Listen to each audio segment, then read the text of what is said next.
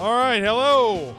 Hello and welcome to Pick Central, Barstool's daily gambling show, talking about college basketball and pro football and pro basketball, every sport under the sun, and gambling, and somehow I am still viewed as qualified to host it, even though I lost everything. I responsibly lost every single thing I had on my mind on Friday. I was so confident. I was so ready. I knew what was going to happen in the Super Bowl until I didn't. Embarrassed is how I feel. Ben Mintz, you jumped on the train with me. Yeah, well, look, and I don't want to sound like it wasn't a peer pressure thing. I thought the same way as you did. Look, I will say I'm sometimes blinded to Patrick Mahomes. I love the man. He's one of my favorites. And made some mistakes on this analysis. I mean, Tom Brady is a home underdog in the Super Bowl when Kansas City has offensive tackle issues with how strong that Tampa Bay front seven looks. This is one of those I look back on, and I mean, I was just an idiot, you know. And everybody said don't bet against Tom Brady. Don't bet against Tom Brady. I don't think the Tom Brady factor mattered even a little bit. I thought that defense when they shut down Drew Brees was done. They shut down Aaron Rodgers. I just thought Packers missed some obvious plays, but last night was their masterpiece. The Tom Brady won the Super Bowl, won the MVP, great, but the engine that drove that train was the Tampa Bay defense. Yeah, that front seven. I mean, Shaq Barrett was a monster again. The Devin White, Levante David linebacker combo is one of the best I've seen in a long time. It really shows you how linebackers can still be important. I think, and when Devin White came out of LSU, I told Stephen Shea, I don't think he's going to be very good. I think he could be manipulated at the linebacker level. He has a speed and a closing gear that he's one of the best linebackers in the game. He's fantastic. He's amazing. And yeah, you're right. Levante David and they were just more physical. Tampa Bay was more physical. We'll talk about the Super Bowl. We'll talk about everything. Alex Jones says, Brandon, you're not good at the NFL. It's fine. Yes, but I know how to spell "you're," you idiot. I was terrible at the NFL. Absolutely awful. I was god-awful. I was the worst NFL gambler this year, probably in the history of the league. That's how bad I was. Still, I went down with the ship on the Chiefs. I was wrong. I was awful. Dan Canyon says, starting the show, making the Super Bowl about yourself. Brandon Walker going to do his BS. I mean, it's my goddamn show. It's my motherfucking show. So, yeah, we're going to start talking about our bets that we had on the game. It's a gambling show. Take your little feelings and go stuff them up your fucking ass, Dan Canyon, with your fucking anonymous account. Suck my dick. Welcome to the show. Thank you for watching. It's funny to me, though. You come on here. What do these people want? You come on here and take accountability for your losses, though.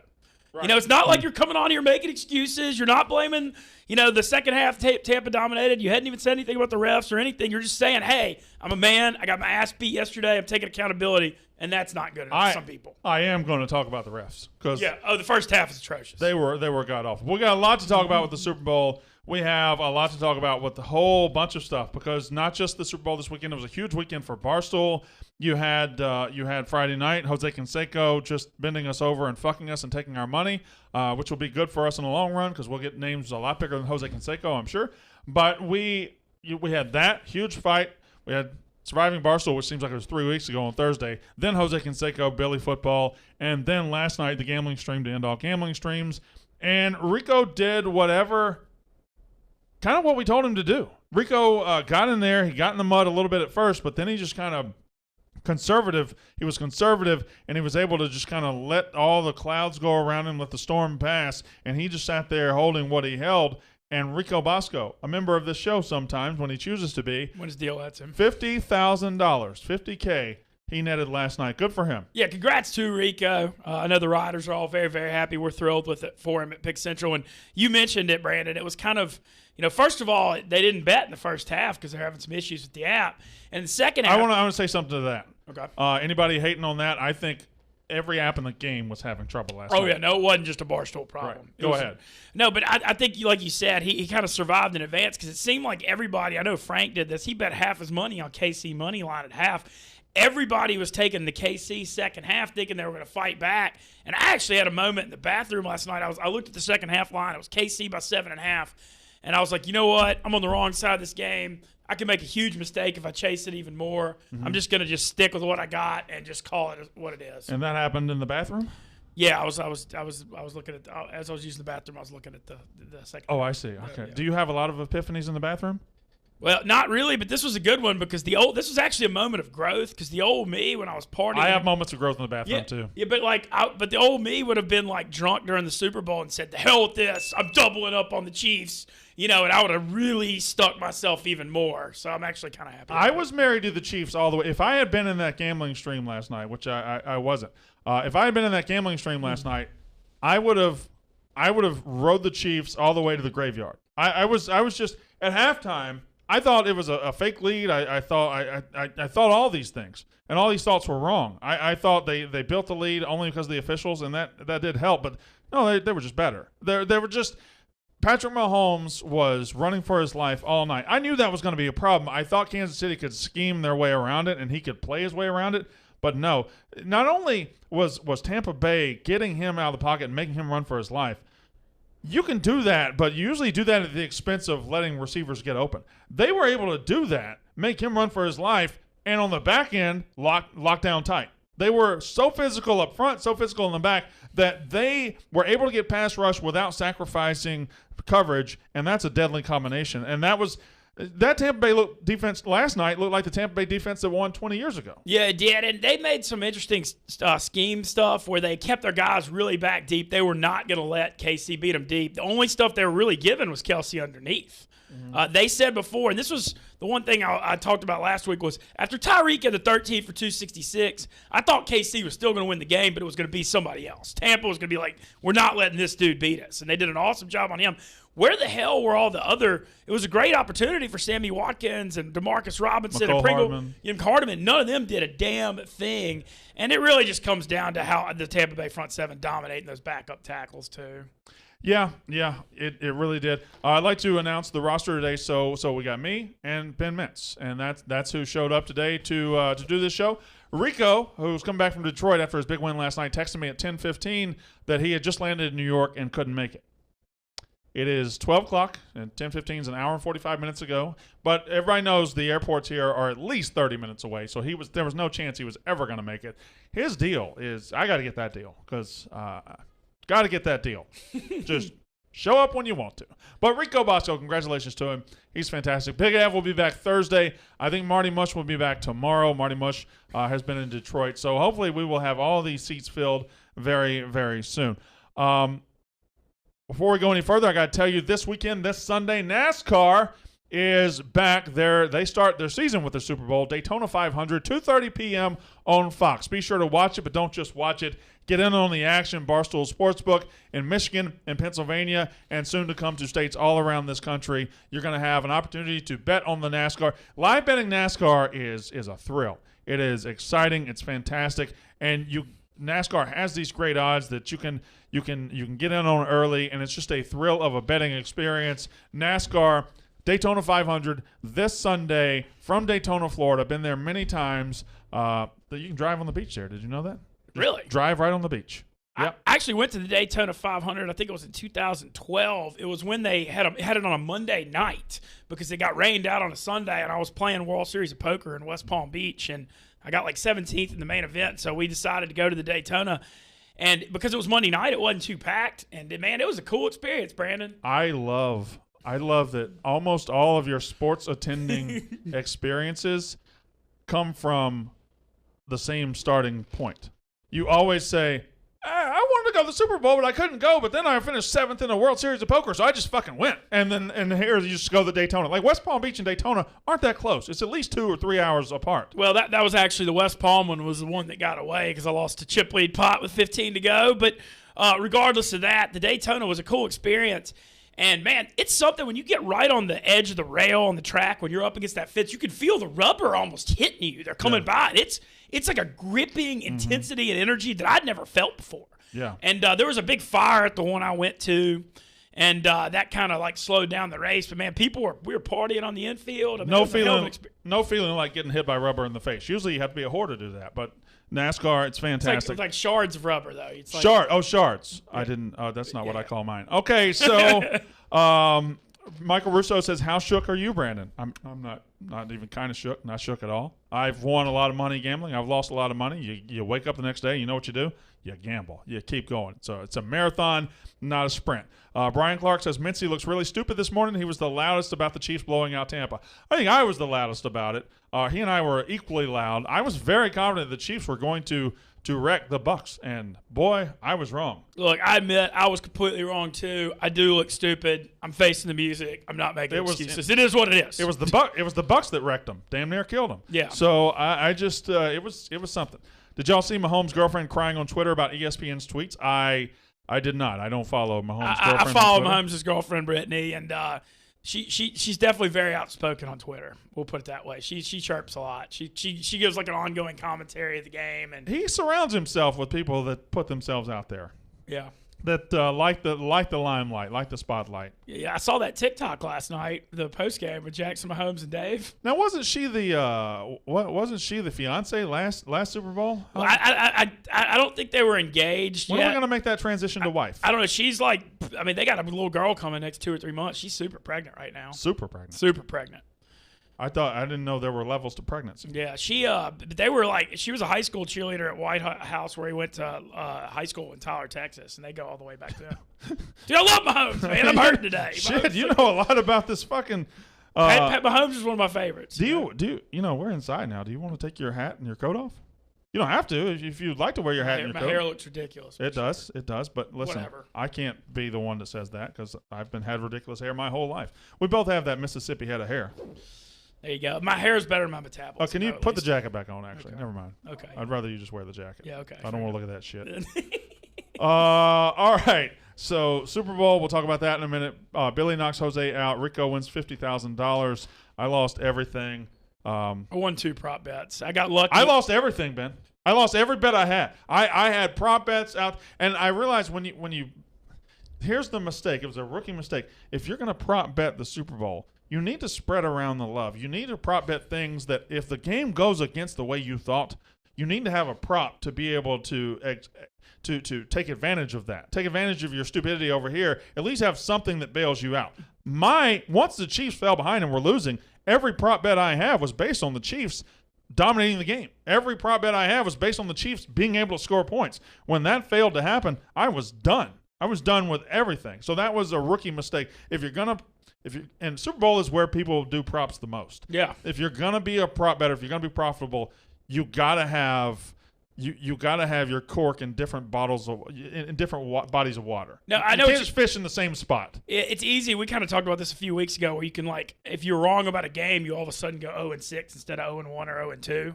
With your, I agree with that. The prop thing for me, I got lucky. I had under 295 on Tom Brady, and I only won that because they got up so big that they ran the ball. And then I also Edwards-Helaire caught a pass that was meaningless with 4 minutes left to hit his over, so I went 2-5, which is still atrocious. I'm mad I didn't have the Fournette over because I'd been riding that in the playoffs, and I've been talking playoff Lenny, and I bailed on that one. But it's crazy. This Super Bowl, all the talk this morning is about Tom Brady, and I really feel like there needs to be a lot of credit given for the team building that doesn't include Tom Brady. Yes, you get Tom Brady. That is the most important piece. The quarterback is always the most important piece. But they went to the scrap heap and found Leonard Fournette, who looked like he was done, who looked like he was washed up, looked like he was just a draft bust. He flamed out in Jacksonville after having a couple of decent seasons. But they got him off scrap heap, and he was exactly what they needed. They were able to, Jones and Fournette, they were fast, they were physical, and they took advantage of a very good offensive line. They had that, and then, of course, you have Godwin and Evans giving the perfect balance to Gronkowski and Cam Brate. You had just a very well-constructed team. And then on defense, Levante David and Devin White through the draft, and then the rookie Antoine Winfield. Yeah. Just Tampa Bay was very, very physical with Sue and Vita Vea up front, very physical at every level of the defense. And when you have a speed-based offense, when you have an offense that can do what Kansas City can do, but you hit them in the mouth at every level of the defense, not just up front, but in the middle, and you've got Devin White, the fastest guy on the field. It was just a very well-constructed team, no matter what Tom Brady did. And I also want to give a big shout-out to Todd Bowles, the defensive coordinator, who was with Arians at Arizona when they had that great team that lost in the NFC Championship. Honey Badger tore his ACL in Week 16. That was back in 2015 to Carolina. And Bowles went to the Jets and went to the wrong organization, and I know a lot of people up here didn't love him, but, man, he's a hell of a defensive coordinator. Yeah. I mean, he did great in Arizona. And Leftwich is a hell of an offense. Oh, yeah. DJP13 says Brandon has a Brady hate hardo. The Tom Brady stands on Twitter and in the world are the softest pieces of baby shit I've ever seen. They're really if you don't suck Tom Brady's dick immediately and for a long time, they will say you hate Brady. Tom Brady's the greatest of all time. But I'm not talking about Tom Brady that much today because going into yesterday's Super Bowl, he was already the greatest of all time. He did nothing yesterday to make me change my opinion about his legacy. He was the GOAT before yesterday. He's the GOAT today. I just think more credit needs to go to the rest of the Bucs as opposed to Tom Brady. He's getting his proper share of the credit. But the rest of the Bucs absolutely reached another level. And they had to have the quarterback to do it. You don't do that if you don't have the steadiness at quarterback. So I'm not going to suck Tom Brady's dick this entire show. I'll suck the entire Buccaneers dick. I'll go down the line and suck every dick on the team. Well, the biggest, 53 dicks. I got a lot of dicks to suck. The biggest stat too. Odds were like what 14-1. Mahomes would throw a touchdown. Mahomes didn't even throw a touchdown pass in the Super Bowl. I mean, that's got to give Tampa D credit. Yeah, there's shutting down an offense, and then there's doing what they did last night. I just couldn't fathom a world where the Chiefs scored 9 points. No. And I'll tell you who else was bad last night. Andy Reid was bad. Thank you. I'm glad you brought that up because I have a lot of thoughts on that Andy too. Reid, who got his Super Bowl last year, he is a great coach and all. He's a Hall of Fame coach. He's one of the great coaches we've had in recent memory. He was bad last night, and that decision at the end of the first half. You can talk about the officiating on the drive, whatever. That officiating doesn't happen if Andy Reid doesn't foolishly use 2 timeouts to create momentum when he didn't have it. And he created momentum for the Bucs, and he turned a 14-6 halftime deficit into a 21-6 halftime deficit against a defense that was already pinning their ears back. That was a terrible decision by Andy Reid, and it came back to bite him. No, it did, and especially on when they called the timeout on the 3rd and 2, because I understood it on the 2nd 10, but when they got the 8 yards to get to the Tampa Bay 38.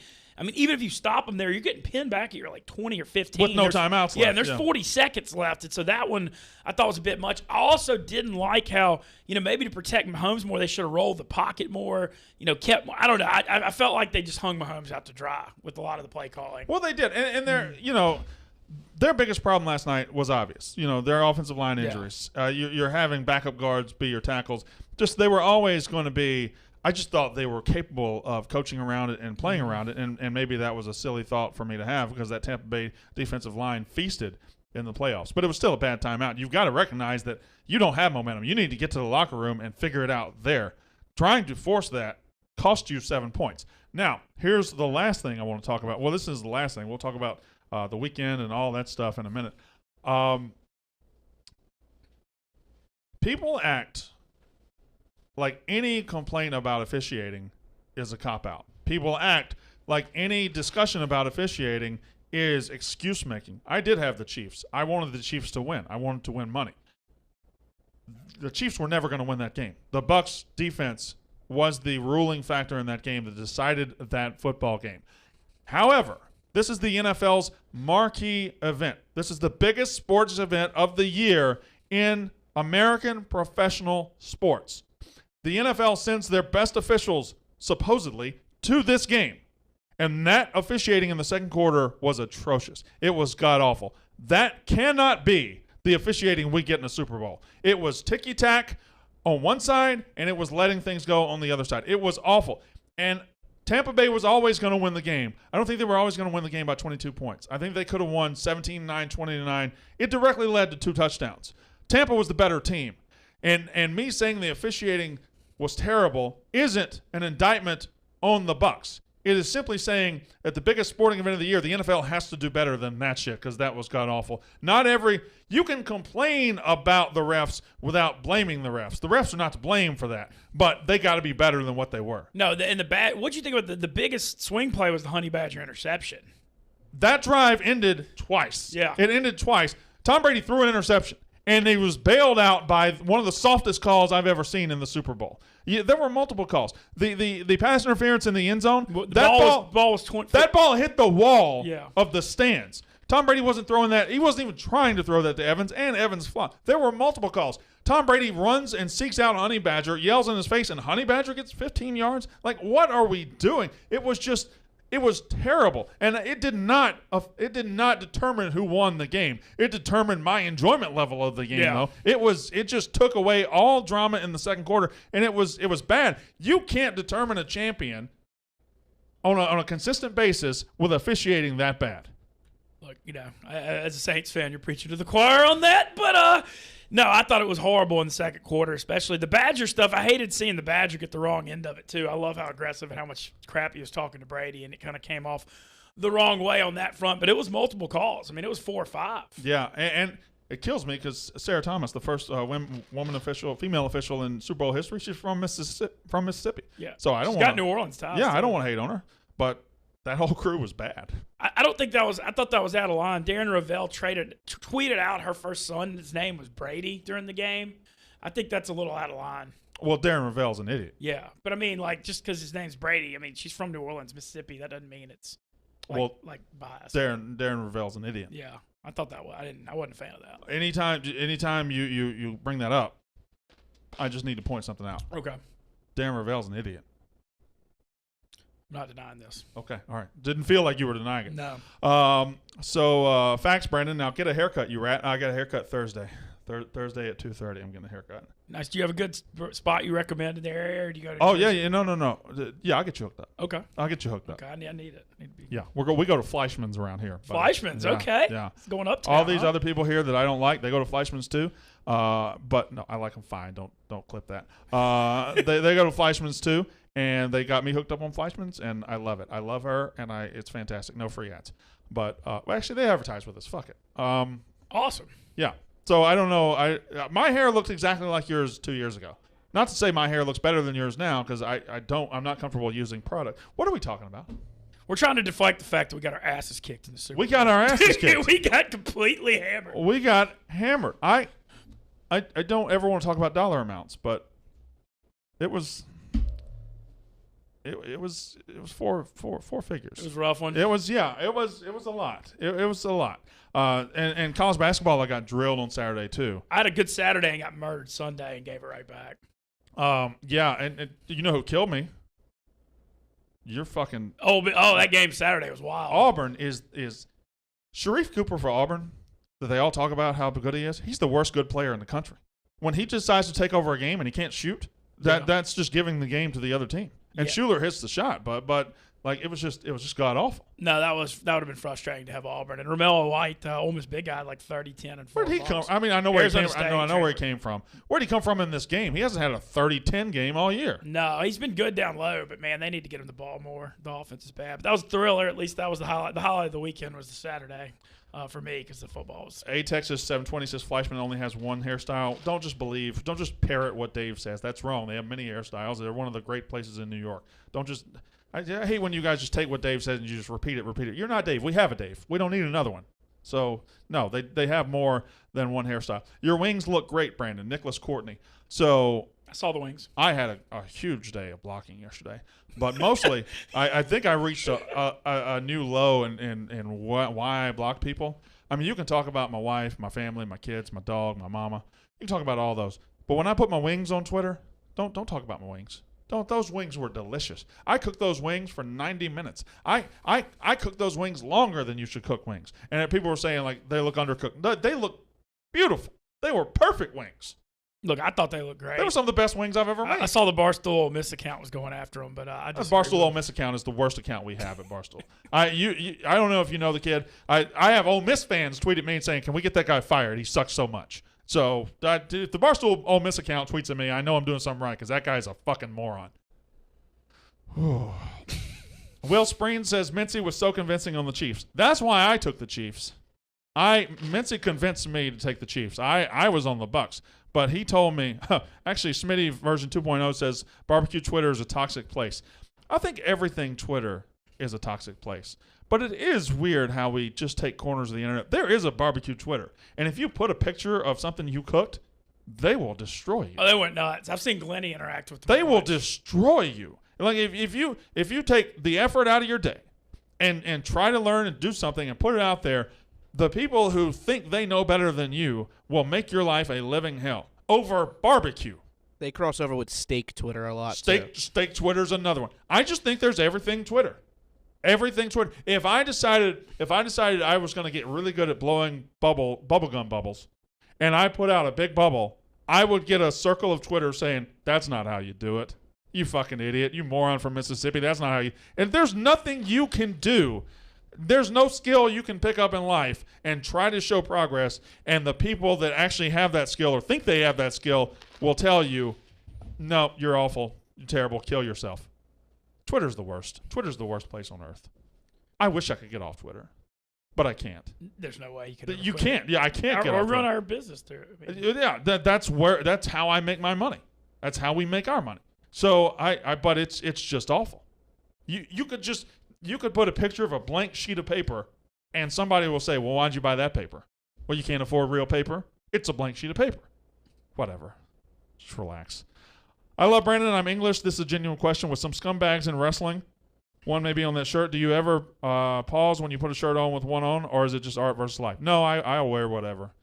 I don't care. A lot of people are scumbags, both public and private. So I just like what I like, and I'm going to wear what I want. And if you think the guy's a scumbag, then that's a you problem. the British Bulldog. British Bulldog. Well, Dynamite Kid is a little. Okay. It's a little rough. Remember the running power slam? I remember the British Bulldog. I do remember the running power slam remember for that. British Bulldog, Davey Boy Smith. SummerSlam '92. He beats Bret Hart for the Intercontinental title.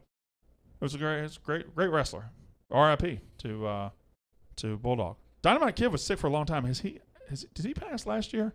He's either very sick or he just passed like in the last year or two. I don't know. How cold is Mincy? Mincy is very warm. I just won't let him take the coat off. He's wearing an Ole Miss shirt. Yeah, I've got two on actually. I got an Egg Bowl shirt on under it too. I got Stool Streams ping pong. Did you decide to go ahead and wear every shirt you had today? I'm getting set a lot of them at least, so at least my wardrobe's expanding. This is that Monday too. I got to mention that's always the worst when you're on the wrong end of the Super Bowl. Everybody I owe money to in the world has already sent me a text message today. Like, I mean, it's actually not as long a list as it used to be, thank God. But like, I have like just so many messages like, "Hey, settle your tab. Like, I get it. I got my ass beat last night. Let me wallow in misery. Here's a question. T. Shinotu 145 says, "Where is everyone else, Brandon?" Big Ev's out till Thursday. Marty will be back tomorrow. He's in Detroit. Rico just got back from Detroit. He's been in transit. He'll either be back tomorrow or Wednesday. Big Cat's in the office, but he's busy, so I don't think he'll be back today. Mintz is here, and I am here, so that's really all you need. Brandon, did you see Playboy Marty's shorts? JD Martinez. What happened? Playboy Marty's shorts. I don't know. He kind of wears shorter shorts though sometimes. Does he? There's 10 inches of snow on the ground. Oh, I don't know. I hadn't seen. He had to come in here early today to tape this podcast. You can't wear shorts if you got 10 inches. Yeah, I don't know. I didn't see him this morning, so I don't know. I have seen him. He does rock kind of. Can I get the little shorter shorts though? Thank you.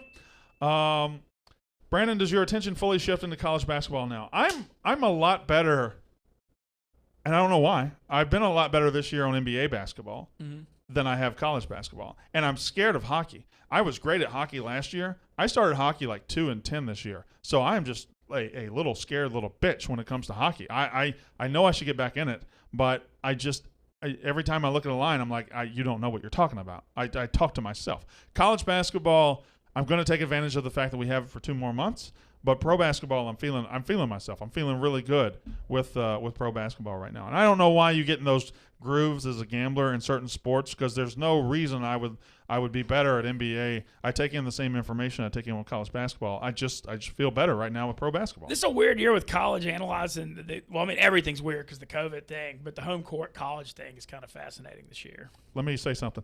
Ricky Bobby says, "I love the Mississippi only shows. They are honestly your best shows. You guys should do a podcast where you just cover all sports topics, and would definitely listen to that weekly." Did you give me a thumbs up there? I like that idea. Yeah, it's tough with me. You got a lot of podcasts already, though. I came to last Friday, and I had that little confrontation on the yak, and I was like, "Fuck, I'm tired. I just don't want to be." I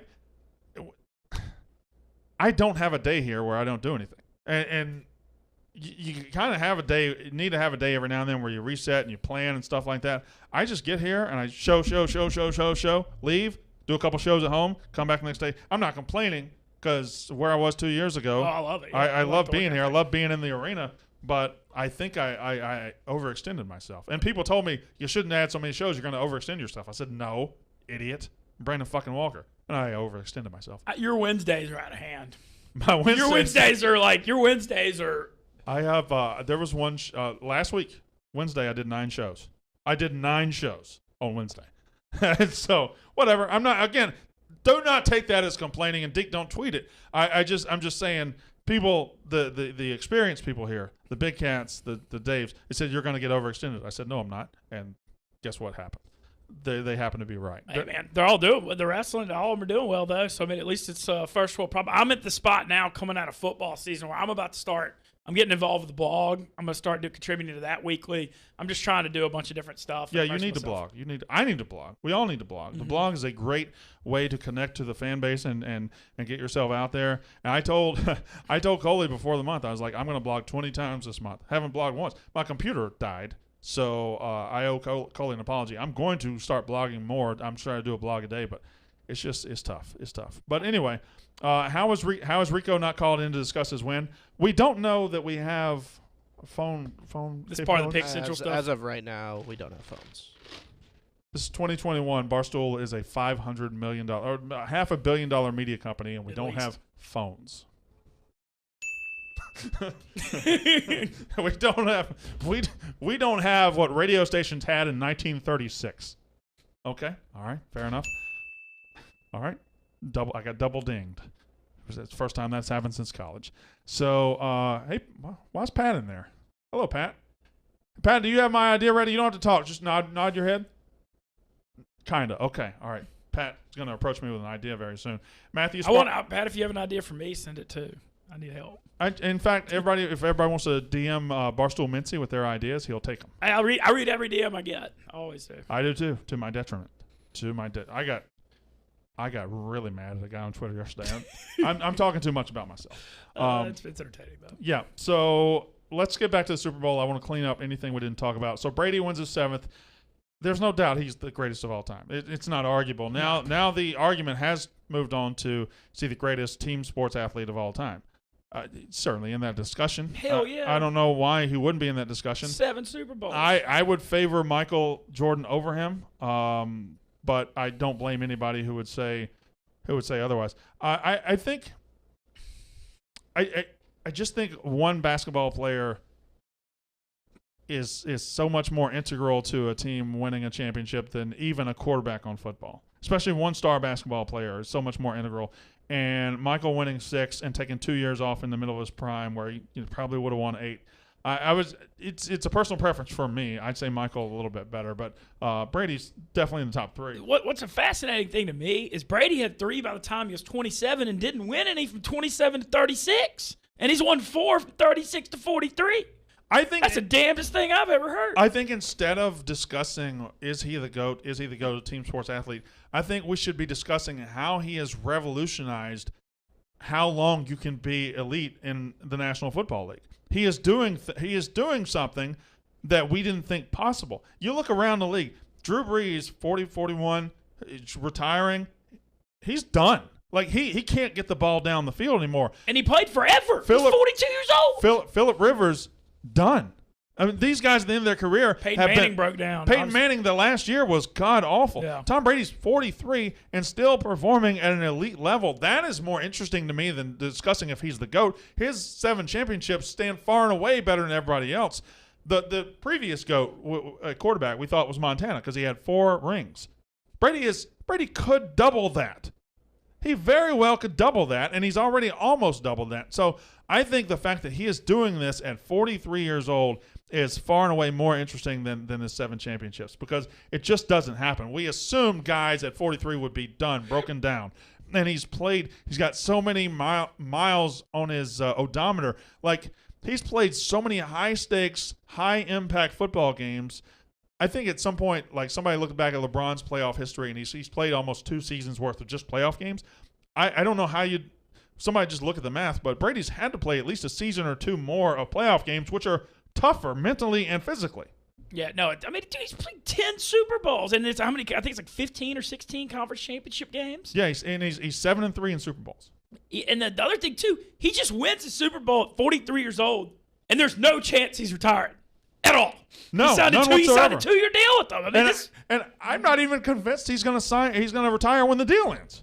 and I think Gronk's going to come back too. He's a free agent. But and how about Gronk last night? I mean that was the most easily predictable thing. I did have Gronk to score touchdowns as a prop, but I tied it to Chiefs props. But you knew Brady was going to his guy in the Super Bowl. Like, you can talk about the regular season and whatever, but Brady and Gronk were going to hook up in the Super Bowl. Period. That was never not going to happen. Yeah, clearly I wish I'd thought more logically about that one too.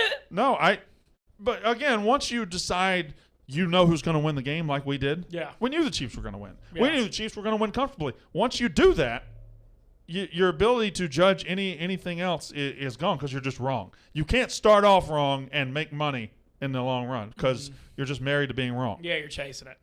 I don't know why I was so wrong. I lost everything.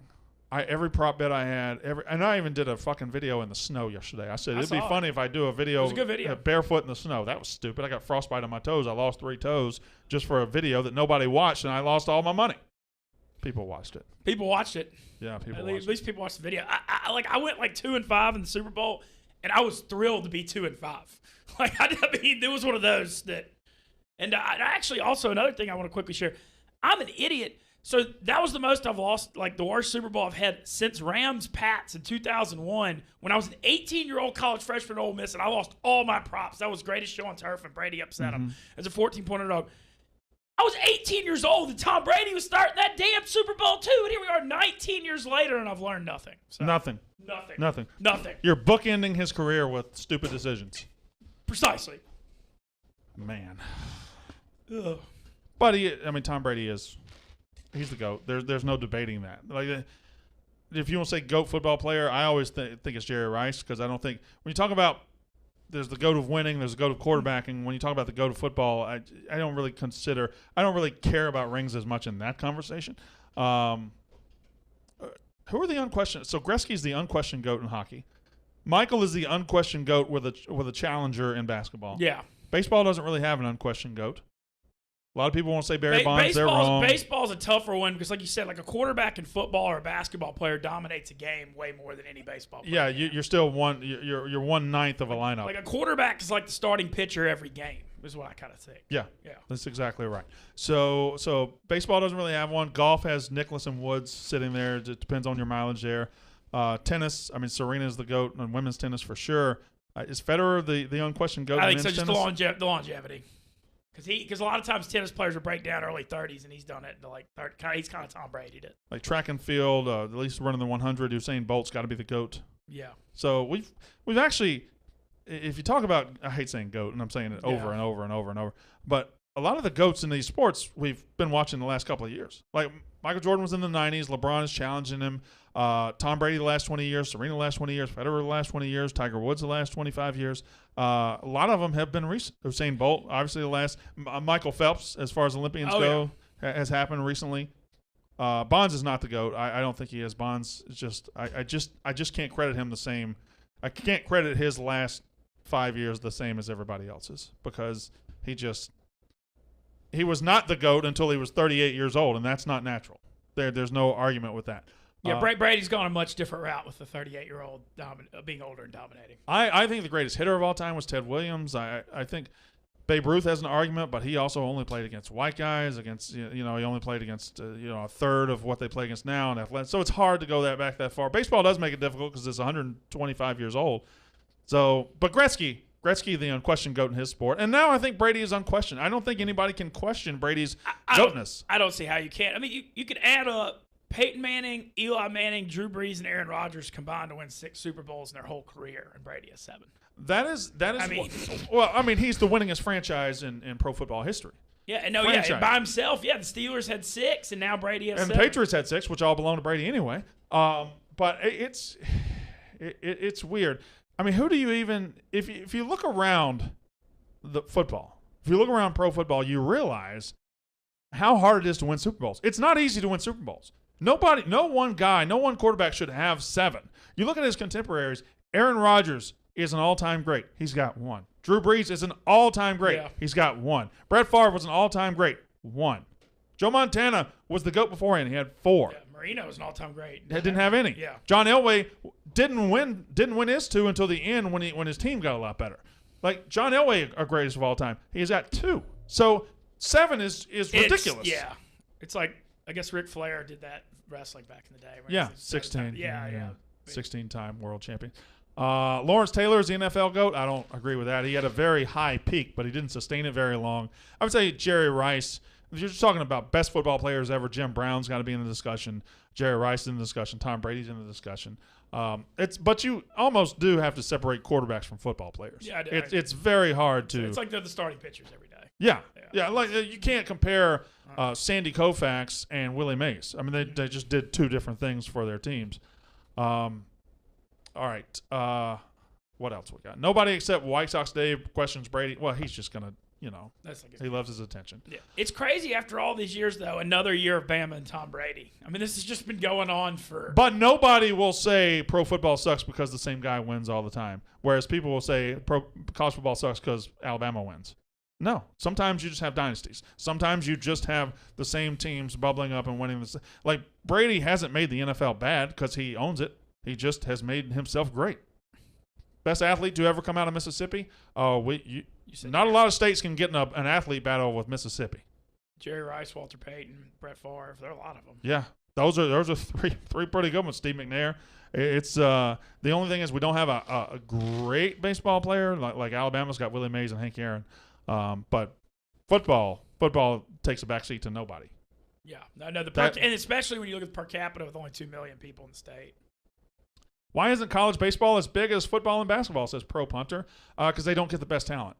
I think that's the best basketball and football players have to go to college. The best baseball, the very top tier baseball players go straight to the pros. Yeah, the baseball thing, it is. I like that they have the same rule as football that you have to be there 3 years.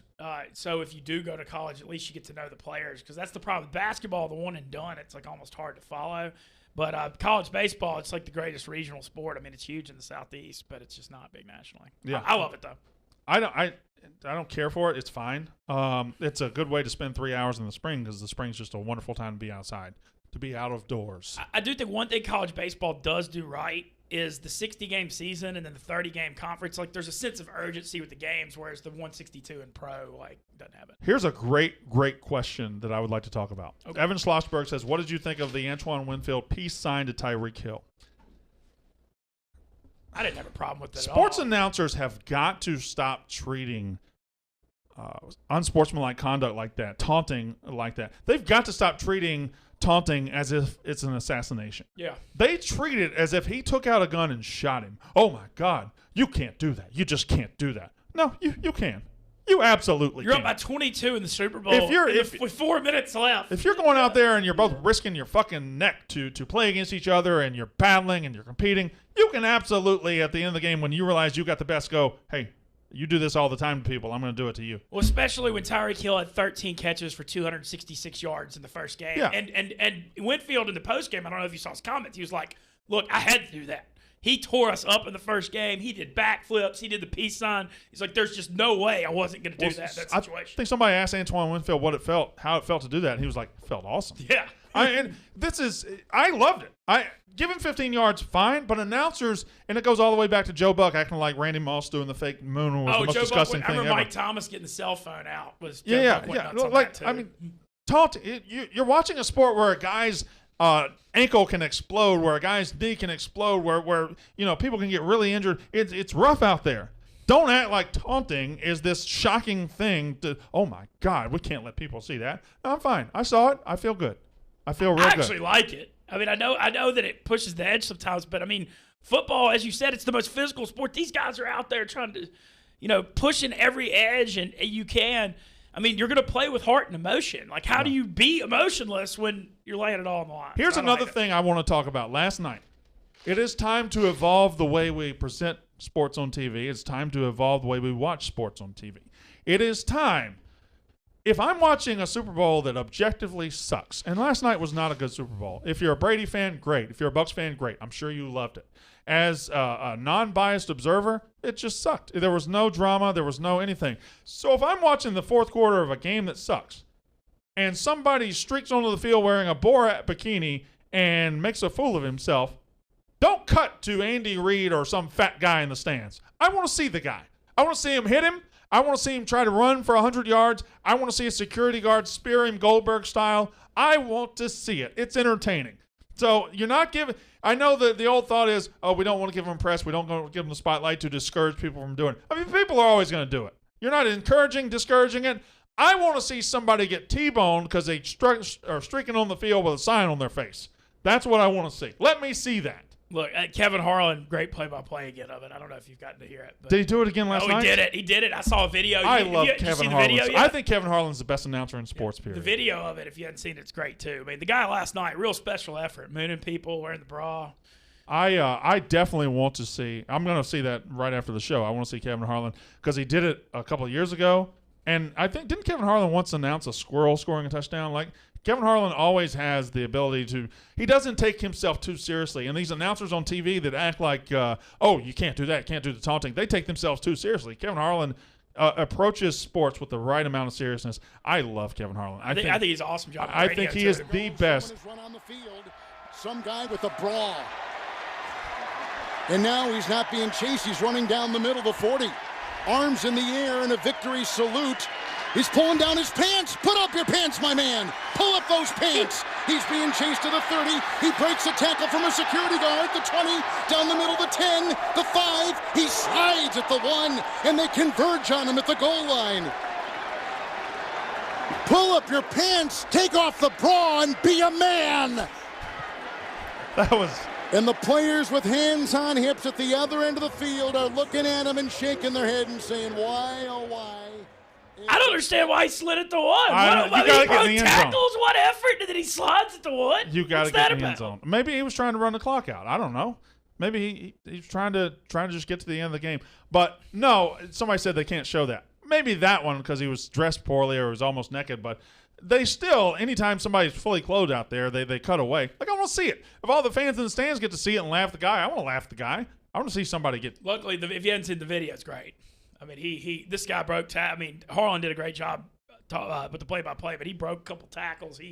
I was impressed with the effort. John Carroll says Harlan will announce anything you put in front of him. I love. I love Kevin Harlan. I'm a Kevin Harlan stan. If I had to list the top 5 announcers in sports, he's number 1 with a bullet. Al Michaels still great. Tirico's good. But I'm Mike Breen as well. Mike Breen is fantastic. Do you like Gus Johnson? Not really. No, it's just too hot. It's a little much. Yeah. It's a little much. Yeah. And then and whoever does the hockey, the main hockey guy. The main hockey guy's awesome. Yeah. No, the hockey. Is it Doc Emmerich. Yeah. Yeah, you can feel. He's done. Oh. Doc's done. He retired last year. Okay, fine. Sorry. The new guy, John Forsland, is awesome. He's going to be the new voice of the Kraken. The what? Oh, the Seattle team. Seattle team. Okay. All right. I thought you meant. Okay. All right. So you want to talk about some gambling? We are just screaming along here. The Yak is up next. Nothing better than that guy's calling a home run in the middle of his apology. Yeah, who was the Reds guy? What was his name? Tom Brenneman. Tom Brenneman. Yep. He's been LinkedIn requesting a bunch of people here. Here? Yeah, I got a request. Josh, one of the editors back there, got a request. I got to get a LinkedIn. I don't have a LinkedIn either. I'm not linked into anything. Yeah, you are. No, I'm not. I don't have a LinkedIn. Oh, okay. Well. So nobody can just call me and say, "Hey, I'd like to hire you." So, which is fine. I wouldn't go anywhere anyway, unless I'm going to go where people value a company values loyalty the most. And if there's a company out there that values loyalty more than Barstool, I'll go to that company. I'm just lucky as hell to be here, so it's going to take. Oh, me too. That was whoa. That was just an office quote. Yeah, that was just a Dwight Schrute quote. Sometimes I got to get one of those in every day. So. NFL Hall of Fame inductees, yeah. So Peyton's in, Charles Woodson's in, John Lynch is in, Alan Faneca, the great offensive lineman, Calvin Johnson, Tom Flores, Calvin Johnson. Mm-hmm. Calvin Johnson it feels like he's retired longer ago than he really has. Coming back to the Brady thing, I mean, Manning played against Brady into his 38, 39, and now Manning's already in his time off to get in the Hall of Fame, and Brady's still winning. Yeah, it's just so crazy, man. Well, it really is. I mean, Breeze came in the year after Brady, right? Yeah, 1 year. Breeze is 2001. And Breeze is just done. And Breeze played forever. Yeah. Forever. Played for the Chargers 01-05. He was a Saint 06 to 20. 15 damn years he played. I mean, I thought he literally played forever, and now he's done, and Brady's still doing. Why is Alan Faneca just now getting in? I thought Alan Faneca would have been a guy that got in a long time ago. Oh, Drew Pearson got in, the old Cowboys receiver, which I thought was interesting to get in at this late in his career too. Alan Faneca was a guy that on the PS2 Maddens, and if you ever did, sometimes I would do this, not all the time, but sometimes if you ever just did a fantasy draft and started like that kind of draft, I remember this. You would always end up with Kevin Mawai or Alan Faneca. The LSU, the old school LSU awesome lineman, Louisiana guys. Is Alan Faneca LSU? Oh yeah, I didn't know that. Oh yeah, I knew Kevin Mawai was. Yeah, I think Faneca might have been playing back when Kevin Falk was at LSU mid-90s. Yeah. Wow, that's a long time ago. John Lynch as well. He got in. John Lynch is not a Hall of Famer, says Roy Sadler. John Lynch was absolutely a Hall of Fame football player. Fitting John Lynch gets in with Tampa. the Tampa defense. I know Derek Brooks had to be proud of the Devin White performance. Is Peyton equal to Kobe and Brady equal to LeBron, or switch Brady Dolan? So, I mean, Peyton is the number 2 of the era behind Brady. Kobe would be the number 2 of the era behind LeBron. So I don't know if you could stretch that out very much because Kobe did technically win more rings, at least so far. The thing with Peyton. Peyton just didn't win as many rings as Peyton got really his whole. It's interesting that his legacy changed off winning that second Super Bowl that he really didn't have a lot to do with. You're right. It's crazy, but like the way people view Peyton Manning with 2 rings instead of 1, I think it's interesting. You think it's weird that we're sitting here doing this? What? Well, Barstool, all this, and we'll have the whole crew here soon, but just somehow we're sitting in Manhattan, a Mississippi State redneck and an Ole Miss redneck just sitting here talking. I know, sports. this feels like it should be in like Tupelo or Jackson, Mississippi. We should be in Kosciuszko broadcasting to 10 people. Yeah. But we're not. And we're going to go to Pap's Place for lunch in Ackerman, or we're going to go or eat some fried catfish. We'll probably be a lot happier in life, but just we'll be broke. I mean, after that Super Bowl yesterday and 4 moves, I moved 4 times last year. I'm certainly not rich right now, but we're going to get there. All right, so let me go ahead and give some picks, and then we will get Kobe isn't really the same generation as LeBron. I mean, they shared a league for 13 years, right? They shared a league for a very long time. I would say they're definitely in the same generation, maybe just a little bit off. Kobe came in 96, LeBron. Yeah, so Kobe was in 6 years before LeBron, but stayed for a while. So I think they shared enough to be in the same generation. Wouldn't you agree? Yeah, I think so. Like if Brady and Rodgers are the same generation, they're 6 years difference. So I don't know. That's decent. B Walk and Mintz, love this duo almost as much as the Hardy Brothers and DX. Love the shirt, Brandon. Thank you very much. Who's the Sidney Crosby to the NFL? I have no idea. He's done it forever too. I mean, he was Sid the Kid forever ago, and he's Sid the adult now. Yeah, I mean, what is he, mid-30s now? He came in when he was 18. I guess Kobe would be similar to the Sid because he came in at 18 like Kobe did. Maybe that would be the Sid the Kid comparison. Just because he was so young. So I have 2 college basketball picks from the same game tonight, and I have 3 NBA picks. I just and somebody DM me not to take this, which makes me want to take it more. Big win for UNC the other day against Duke. Big number today against Miami. I know Miami is depleted, but they've still played above their head a lot. I got Miami plus 10. I think I can get inside that number, plus 10. Miami plus 10 against North Carolina. But with UNC coming off the quick turnaround on Monday, UNC coming off the big win, and Miami being depleted, I love the under more. Miami, North Carolina under 141.5. So I have that. And then I got Rockets -3 against the Hornets, Raptors -3 against Grizzlies, and Lakers Thunder to go under 216.5. I love Lakers. Lakers unders are pretty good for me because they just got such an excellent defense. Thunder not explosive. Lakers Thunder under 216.5. Those are my 5 picks. Miami, North Carolina under 141.5. Rockets -3 against Hornets. Miami plus 10 against North Carolina. Raptors -3 against Grizzlies. And Lakers Thunder under 216.5. Go. What you got? I got Oklahoma State plus 5.5 at Kansas, which I'm just fading Kansas to this point. I wish the game was at Oklahoma State. I took Eastern Kentucky by 10, North Carolina Central by 1, St. Francis, New York plus 5, Cobb State plus 6.5. NBA, I got to actually went against you in that Memphis-Toronto game. Memphis lost. I watched that Memphis Pelicans Saturday. They lost as a road favorite. Now they're home underdog. I think it's a bounce-back spot.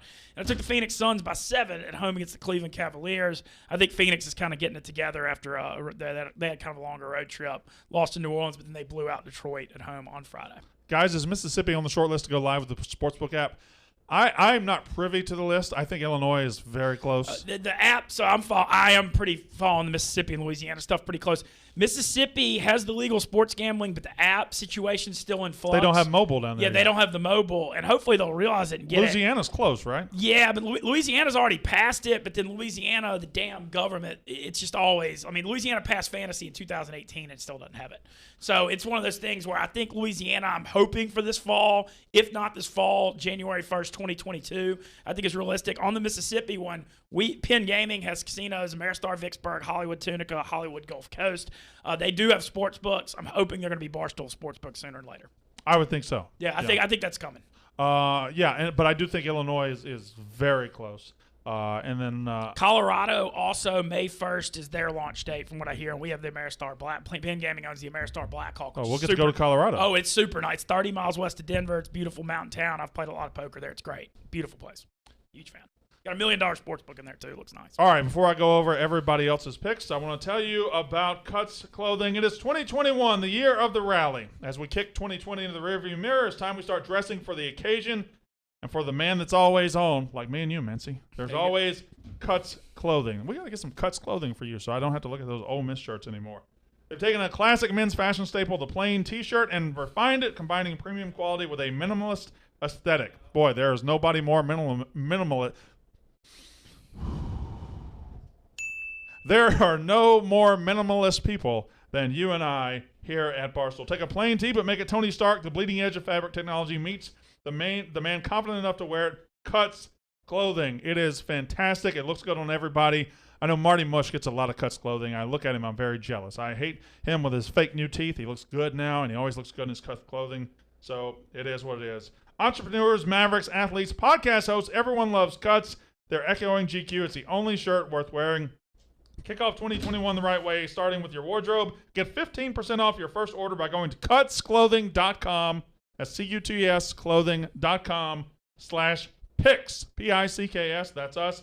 Cutsclothing.com/picks for 15% off the only shirt worth wearing. Can I get a ding for that nice ad read, please? Good read. I need more dings in my life. There hadn't been too many after last night's game. No, actually, we don't deserve them, do we? No. So let's go through. We're close to time. Let's go through the rest of the picks right now. I know you sent them to me, so let me go through what everybody's got. Where are we? Okay, here we go. We've got Big Ev. Big Ev has got North Carolina -9.5, and Nebraska +11, Ohio State, Maryland under 139, and UNLV -13.5 tonight. Marty Mush has Oklahoma State +5, Maryland +4. He says both are system plays. Gonzaga -10. Do we have Big Cat or Rico Bosco? Nope. Okay, fantastic. Rico Team effort here, guys. Rico with the 50K win. Just isn't not gonna play anymore. I think he's got the good version of the Super Bowl hangover, the one that we don't have. Have we? Yeah, he's living life. Have we heard from Kareem at all? I saw him on the stream yesterday, so we know that he's alive somewhere. So is he going to be continuing with this show? Are we making moves? I don't know if we have a actual decision on that yet. I think that he's coming back to the office at some point this week. So I don't know. Detroit seems like no one out there knows when they're coming home. We're probably transitioning away from Kareem as the producer and getting somebody else in the chair, I think. Well, I'll be here. Yeah, but you don't want the whole thing, right? I'm just not as much as like a core gambler as somebody like Kareem or Jack or something like that. So if you want that aspect of it. All right. Video stuff. Come on, Brandon. Mention how bad Zach Thomas got robbed out of the Hall of Fame. Zach Thomas isn't getting in the Hall of Fame. Zach Thomas was a great linebacker for the Dolphins for a lot of years. He was tiny, but he was meat. I forgot about meat. Now I'm going to be doing that for the rest of the show. Is that Dan? Where's Dan going? He's taking his bag upstairs. Okay. All right. So, how can Rico tweet out a link to Pick Central but not show up some things? Well, I appreciate that he tweeted out the link. That was I do enjoy that. So thank you, Rico, for that. What happened to Marty's one pick a day? That fell by the wayside early on when he fell so far behind he was never going to. Yeah, he got buried. Where's Stu Feiner? We need to get Stu Feiner in here. I think Stu comes up. Well, he used to come on Wednesdays. Yeah, for advisors. Yeah, but now we need to get him in here just for this. Yeah, and Stu just had that birthday too. Yeah, his 60th birthday. Yep. You never get uncomfortable when he talks about eating ass and never. Eating ass and it's actually I feel like people are calling for more of that because every time he comes in and does it, I just get like real. You get real real awkward. Yeah, so it's kind of funny. All right, me. Here we go. So that's Pick Central for Monday after the Super Bowl. Subscribe to the Yak's YouTube channel. They'll also be on the Barstool Sports main YouTube channel, I believe. The Yak is coming up next. So those wacky guys will come in here, and I guarantee you a better show than I gave you Friday. So, yes, Andrew? It was a great show. Don't be so hard on yourself. Thank you. Are you double masking? Oh, yeah. All the time. That's a firm double mask you got. I mean, you gotta be safe. We're in the middle of a pandemic. Yep. That's why I wear 2 condoms. My name is Brandon Walker. I've been Mintz. Thank y'all for watching. Just kidding. I don't get pussy. All right. That's been Mintz. Good time today. Yak is up next.